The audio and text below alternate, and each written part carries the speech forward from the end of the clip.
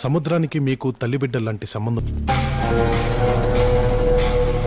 నేను ఈ సృష్టి కోపం గురించి మాట్లాడుతున్నాను.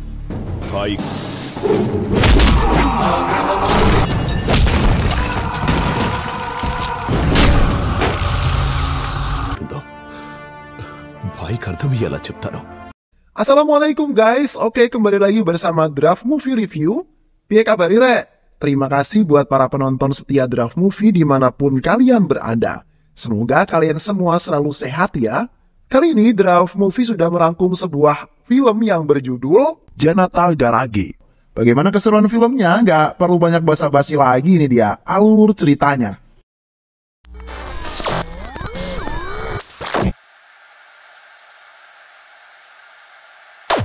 Satyam adalah seorang mekanik kampung yang mencoba peruntungan usaha bengkel di kota Hyderabad. Dia memiliki istri bernama Padma dan seorang anak yang masih kecil bernama Raghav. Berkat usaha dan dorongan dari sang adik yaitu Siva, usaha bengkel milik Satyam kini dapat berkembang dengan sangat cepat. Satyam lalu menamakan bengkel sekaligus rumahnya itu dengan nama Janata Garage, yang artinya bengkel rakyat. Suatu hari, seorang pelanggan bengkel bernama Karim mencurahkan isi hatinya kepada Satyam. Karim menceritakan tentang anak gadisnya yang diperkaos oleh 4 orang pria, lalu dihabisi dan dibuang ke jalanan. Mereka membuat kejadian itu seolah-olah anak gadisnya tewas karena sebuah kecelakaan. Kasus pemerkosaan ini kemudian dibawa ke kantor polisi oleh Satyam. Satyam menuntut agar polisi, khususnya Chandrasekhar, segera melakukan penyelidikan dan menemukan pelakunya. Namun, Chandrasekhar yang sekaligus temannya Siva mengatakan kepada mereka bahwa polisi tidak bisa menindaklanjuti kasus ini karena tidak adanya barang bukti dan juga saksi. Apalagi 4 orang tersebut juga memiliki pengaruh di kota ini. Hukum dan polisi ternyata tidak dapat menegakkan sebuah keadilan di kota ini. Satyam yang kecewa dengan keputusan Chandrasekhar lalu berinisiatif untuk menyelesaikan masalah ini secara sendiri. Satyam mulai bergerak mencari pelaku dan membantainya. Satyam lalu membuat mereka seolah-olah meninggal karena sebuah kecelakaan. Chandrasekhar mengetahui bahwa Satyam dan pekerja di Janata adalah dalang di balik peristiwa ini. Satyam membantai dan main hakim sendiri bukanlah perbuatan yang dibenarkan oleh hukum. Aku mintamu untuk tidak mengulanginya lagi. Apapun yang terjadi, ujar Sekhar. Sementara itu, ternyata desas-desus Satyam dan bengkel Janata di balik peristiwa pembantaian pelaku pemerkosaan menyebar ke telinga masyarakat. Mereka yang tidak puas dengan hukum dan pihak kepolisian merasa bahwa Satyam adalah keadilan yang sejatinya. Mereka mulai berbondong-bondong datang menemui Satyam di bengkelnya dan meminta untuk menyelesaikan masalahnya dan ketidakadilan yang mereka rasakan. Satyam yang mendengar semua itu selalu bisa menyelesaikan. Satyam tak gentar dengan siapapun yang ada di hadapannya. Preman penguasa politisi dengan gagah berani Satyam taklukkan. Keberadaan Satyam dan bengkelnya kini mulai terendus oleh pihak media. Media yang menceritakan tentang bengkel rakyat yang selalu membantu masalah rakyat. Suatu hari, Suresh, kakak ipar Siva, meminta Siva untuk ikut pergi ke Mumbai. Suresh mengkhawatirkan keselamatan Siva jika dia terus berada di sisi Satyam. Namun Siva dengan tegas menolak permintaan tersebut. Jika kakaknya ingin pergi ke Mumbai, aku akan mempersilahkan kakak membawa istriku ke sana. Tapi aku akan tetap berada di sini, bersama Kak Satyam. Suresh akhirnya pergi dari sana tanpa membawa apa yang diinginkannya. Tak berselang lama setelah kepergian Suresh, seorang pengusaha bernama Mukesh Rana datang menemui Satyam. Mukesh adalah kakak dari adiknya yang telah dihabisi oleh Satyam. Mukesh tidak marah dengan kematian adiknya, tapi dia memperingati Satyam untuk tidak ikut campur dalam usahanya. Namun Satyam dengan gagah menolak permintaan tersebut. Jika itu adalah hal yang mengganggu masyarakat, maka aku akan pasti membereskannya, ujar Satyam. Sementara itu, apa yang ditakutkan Suresh kini menjadi sebuah kenyataan. Siva, istri dan anaknya yang hendak pergi ke sebuah kuil diserang oleh orang yang tak dikenal. Siva dan istrinya tewas di dalam penyerangan tersebut. Hanya anaknya lah yang bernama Adnan yang selamat dalam penyerangan itu. Satyam dan semua keluarga besarnya tentu saja sedih dengan peristiwa yang terjadi. Karena ulah dirinya dan bengkel Janata yang selalu membantu rakyat, Siva dan istrinya harus meregang nyawanya. Namun walaupun demikian, Satyam menegaskan kepada semua orang bahwa dia tetap akan melakukan hal yang sama. Dia dan bengkel Janata tidak akan berhenti membantu rakyat yang membutuhkan sebuah pertolongannya. Untuk menjaga dan melindungi putranya Siva, Satyam lalu menyerahkan Adnan kepada Suresh. Dia meminta Suresh merawat Adnan sebagai hukuman kepada dirinya. Satyam meminta Suresh untuk tidak menceritakan apapun mengenai keluarga sang ayah tercintanya.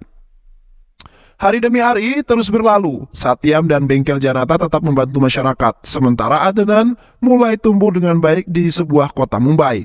Beberapa tahun kemudian, kini Adnan sudah dewasa. Dirinya jauh dari dunia kekerasan, tak seperti keluarga ayahnya. Adnan adalah seorang aktivis mahasiswa yang aktif menyuarakan isu-isu lingkungan. Di sisi lain, Suresh, pamannya Adnan, memiliki anak perempuan bernama Puji. Puji adalah seorang gadis yang sangat cantik sekali. Dirinya dan Adnan sering menghabiskan waktu secara bersama-sama. Sementara itu, kecintaan Adnan terhadap lingkungan membuat Suresh mulai khawatir. Karena kecintaannya itu membuat Adnan mulai berlaku kasar. Padahal, Suresh sengaja membesarkannya di Mumbai untuk menghindari perilaku kasar seperti keluarga ayahnya di Hyderabad. Perilaku kasar itu dapat dilihat dari Adnan yang menegur teman kelasnya yang bernama Anu. Adnan menilai jika Anu yang sedang bermain kembang api dapat menimbulkan pencemaran udara. Namun dengan teguran Adnan mulai ditanggapi dengan tanggapan yang berbeda oleh Anu. Anu mengira teguran itu adalah godaan Adnan karena menyukai dirinya. Tak hanya itu saja, suatu hari Adnan kembali menegur Anu karena menggunakan jenis kantong plastik berbahaya yang dilarang oleh pemerintah. Kantong plastik itu dapat mencemari lingkungan jauh lebih parah. Namun, dari teguran itulah mereka jadi semakin dekat untuk mengetahui tentang kerusakan sebuah lingkungan. Adnan mulai pergi menemui Suresh pamannya. Adnan mengatakan kepada Suresh bahwa dia ingin mengikuti sebuah program pertukaran mahasiswa ke kota Hyderabad. Mendengar kata Hyderabad tentu membuat Suresh menjadi sangat cemas. Ia tak ingin Adnan mengetahui keluarganya yang ada di sana. Oleh karena itu, Suresh tidak mengizinkan Adnan pergi ke sana dengan alasan keadaan kakeknya sedang tidak sehat. Sementara itu di kota Hyderabad, Satyam yang tetap membantu masyarakat kini harus berurusan dengan Mukesh Rana.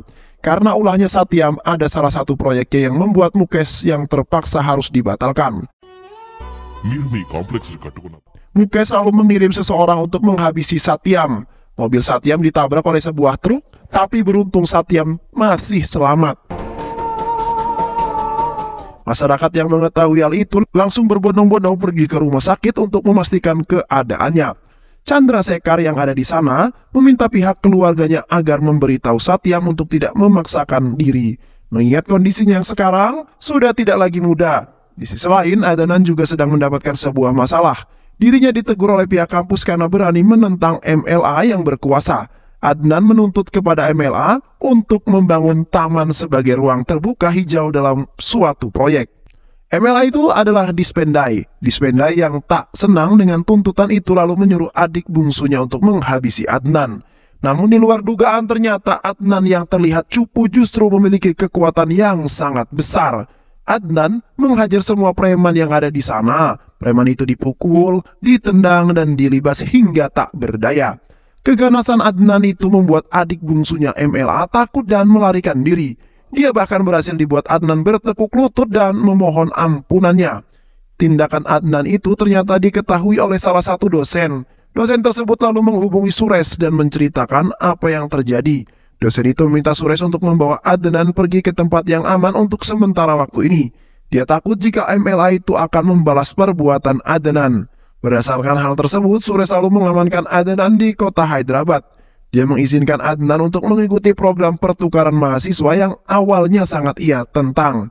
Di sisi lain, kini Satyam sudah kembali sehat. Dia sudah diperbolehkan untuk kembali ke rumah. Namun setelah ia kembali, ia mendapati sebuah keanehan karena masyarakat di sana tidak ada yang meminta bantuannya. Satyam lalu melakukan penyelidikan. Betapa sakit hatinya ketika mengetahui bahwa seluruh karyawan dan keluarganya sendiri yang menolak kehadiran masyarakat. Mereka semua menolak masyarakat yang ingin meminta bantuan. Mereka juga menegaskan bahwa bengkel Janata kini hanya merupakan bengkel biasa. Mereka melakukan semua itu untuk kebaikan Satyam sendiri, mengingat bahwa Satyam sekarang sudah tidak lagi muda. Satyam yang menyadari hal tersebut lalu meminta anaknya yaitu Raghava untuk menggantikan dirinya. Namun Raghava yang tidak tertarik dengan hal yang demikian tentu saja menolak usulan sang ayah. Tidak seperti Satyam yang gemar membantu orang lain. Bagi Raghava, membantu orang lain hanyalah perbuatan yang sia-sia. Raghava lalu pergi dari sana. Namun tak lama kemudian, dia justru datang membawa calon istri dan mertuanya. Mak jelek, betapa kagetnya Satyam ketika mengetahui bahwa calon mertua yang dibawa oleh Raghava adalah Mukesh Rana. orang yang selama ini bertikai dengan dirinya. Satyam jelas saja menolak calon besannya itu. Dia tak sudi jika anaknya menikah dengan anaknya Mukes. Namun, Raghav yang kekeh ingin menikah dengan anaknya Mukes membuat Satyam tidak memiliki pilihan lain. Mukes rela anaknya menikah dengan Raghav karena dia ingin memanfaatkan nama Janata Garage sebagai pendukung usahanya. Di sisi lain, Adnan kini sudah sampai di kampus yang ada di Hyderabad. Sesampainya di sana, Adnan langsung menemukan banyak proyek-proyek yang merusak lingkungan. Namun mahasiswa sekaligus aktivis di sana tak mampu berbuat banyak. Dari situlah pertama kalinya Adnan mengetahui nama Bengkel Janata. Dulu Bengkel Janata adalah pelopor pertama yang selalu menghentikan proyek-proyek tersebut. Mereka selalu menyelesaikan setiap permasalahan yang ada. Namun entah mengapa, akhir-akhir ini Bengkel Janata tidak lagi menunjukkan taringnya. Tak lama kemudian Adnan pergi ke sebuah area pertambangan, ternyata proyek tambang tersebut dipimpin oleh Raghav. Adnan meminta Raghav menghentikan pertambangan ini karena sudah banyak merusak lingkungan. Namun Raghav yang arogan tentu saja menolak hal tersebut. Dia malah dengan santai menyuruh anak buahnya untuk menghabisi Adnan. Namun Adnan yang memiliki kekuatan besar sama sekali tidak takut dengan ancaman itu. Mereka dipukuli, diterjang dan dilibas hingga babak belur. Raghav yang melihat anak buahnya dikalahkan tentu tak bisa apa-apa. Adnan kini berhasil menghentikan paksa aksi penambangan tersebut. Peristiwa gagahnya Adnan ternyata sampai ke telinga Satyam. Satyam mengundang Adnan untuk pergi hadir menemui dirinya. Saat itulah awal pertama kali Adnan kembali ke rumah keluarganya, yaitu ayah tercintanya. Namun dirinya dan semua orang yang ada di sana sama sekali tidak saling mengetahui. Satyam tentu tidak keberatan dengan aksinya Adnan. Dia mengundang Adnan untuk bertanya apa alasan dia melakukan ini semua. Adnan lalu menjelaskan bahwa dirinya adalah seorang aktivis lingkungan. Saya tidak melihat adanya kebaikan di mata Raghav, ujar Adnan. Semua orang yang ada di sana tercengang mendengar kata-kata itu.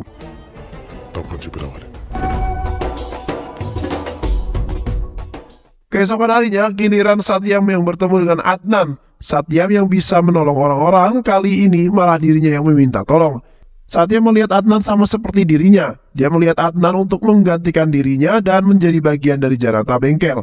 Dia pergi ke Bengkel Janata dan siap melakukan tugasnya. Adnan lalu pergi bertemu dengan Vikas, salah satu pegawai pemerintah yang dulu pernah ditolak oleh keluarga Satyam. Vikas menceritakan bahwa dia adalah orang yang menentang proyek pembangunan salah satu rumah sakit. Namun akibat dari pertentangan itu, istrinya pun diancam akan hendak dibantai. Itulah mengapa dia datang meminta bantuan pada Bengkel Janata. Was lalu pergi ke kantornya bersama Adnan dan anak buahnya. Ternyata proyek rumah sakit itu adalah proyek milik Mukes Rana. Vikas datang dan mendekati seseorang preman. Vikas dengan berani menyatakan bahwa dirinya akan selalu menentang proyek tersebut. Preman-preman yang merupakan anak buah Mukes Rana tentu saja marah dan hendak menghabisi Adnan. Namun Adnan langsung turun dan menghajar semua. Preman-preman itu, keganasan dan kebrutalan Adnan membuat anak buahnya tak perlu lagi turun tangan. Para preman diajar hingga tak berdaya. Adnan menjelaskan kepada mereka bahwa Bengkel Janata Garage akan kembali seperti dulu. Di bawah kepemimpinan Adnan, nama Bengkel Janata jadi jauh lebih populer. Chandrasekhar yang sekarang menjadi komisaris selalu memanggil Adnan ke kantornya. Chandrasekhar menanyakan apa hubungan Adnan dengan Bengkel Janata. Dia juga meminta Adnan berhenti melakukan hal tersebut. Ini adalah tugas polisi. Polisi yang akan membantu masyarakat bukan Bengkel Janata, ujar Chandrasekhar. Namun pada kenyataannya, polisi yang tak mampu menyelesaikan banyak masalah dari masyarakat yang mengakibatkan masyarakat lebih mempercayai Bengkel Janata ketimbang polisi. Chandrasekhar merasa Adnan adalah orang yang lebih berbahaya. Dia meminta anak buahnya untuk menelusuri latar belakang Adnan. Siapa Adnan yang sebenarnya? Kemudian setelah mendapatkan informasi itu, Chandrasekhar lalu pergi ke rumah Satyam bersama keluarga Suresh. Suresh bertanya kepada Satyam tentang kabar keponakannya. Satyam menjawab bahwa dia baik-baik saja. Pada awalnya dia mengira bahwa Suresh sedang menanyakan kabar Raghav, karena dia tidak mengetahui bahwa Adnan adalah keponakan yang dimaksud Suresh. Tapi setelah Suresh memberitahu hal itu, semua orang yang ada di sana langsung kaget dan terkejut. Satyam kembali mengingat janjinya kepada Suresh bahwa dia tidak akan melibatkan anak istrinya, Siva, nanti dengan keluarga ataupun Bengkel Janata. Namun dia justru malah melanggarnya. Untuk membela dirinya, Satyam mengatakan bahwa dia sama sekali tak mengetahui jika Adnan adalah anak Siva. Suresh lalu meminta Adnan untuk kembali ke Mumbai, apalagi Adnan sekarang sudah dijodohkan dengan Puji, anaknya Suresh. Suresh tak ingin apa yang dialami adiknya dulu terjadi pada Puji.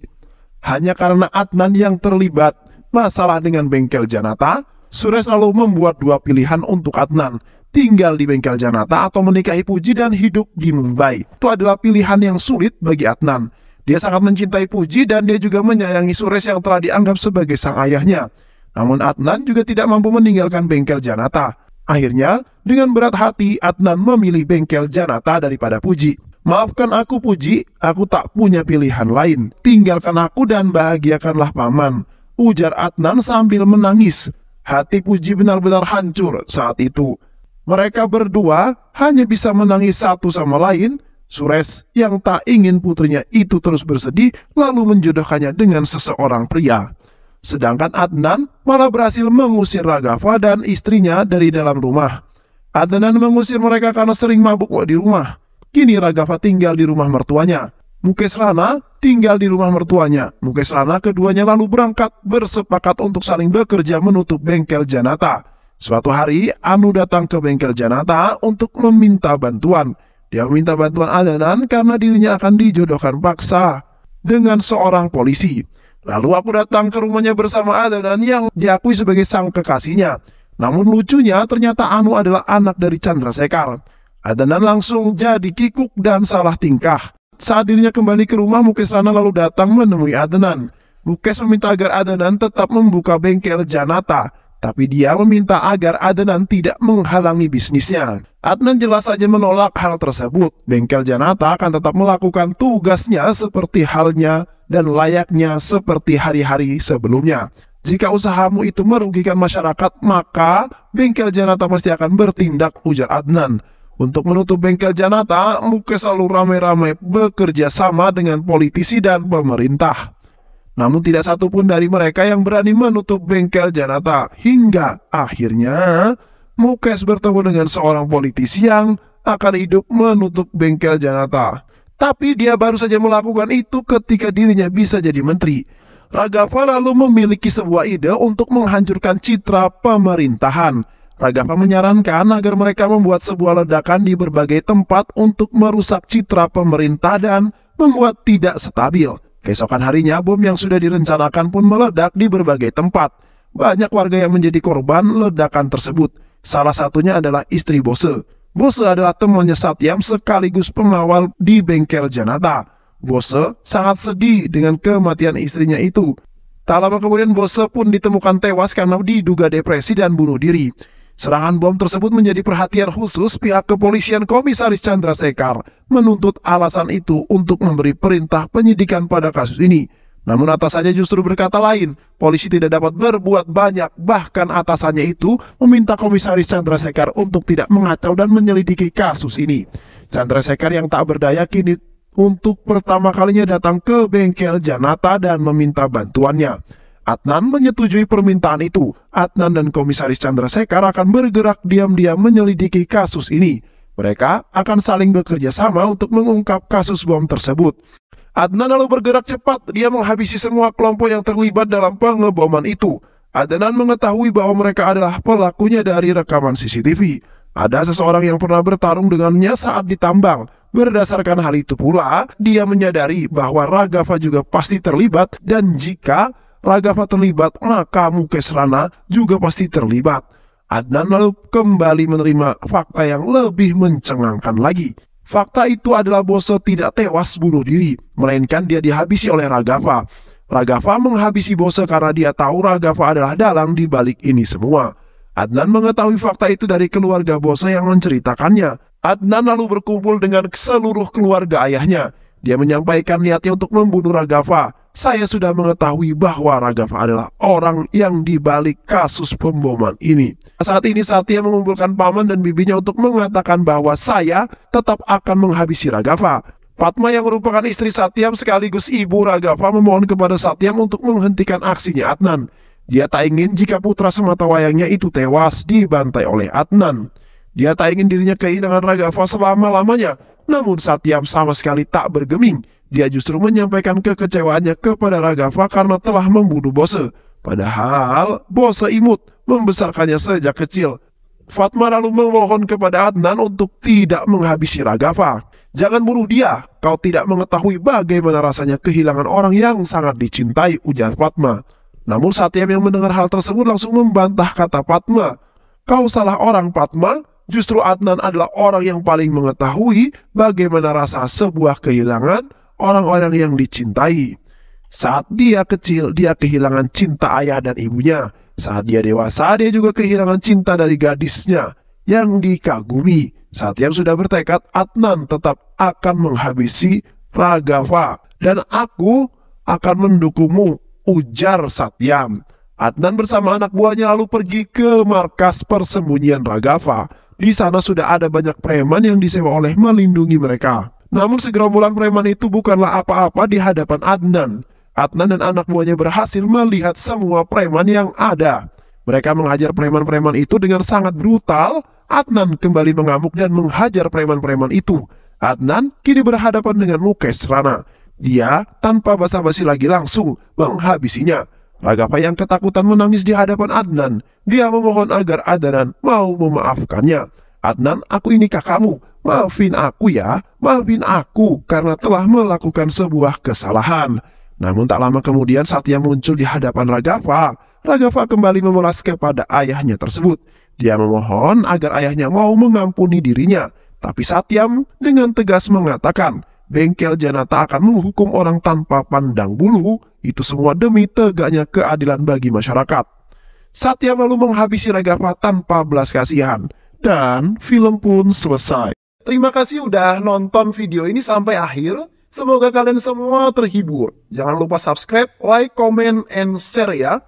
Pisang habis dimakan kunti. Kunti dilepas banyak maunya. Salam undur diri dari Draft Movie. Dan terima kasih buat penonton semuanya. Draft Movie pamit. Sehat selalu. Wassalamualaikum warahmatullahi wabarakatuh.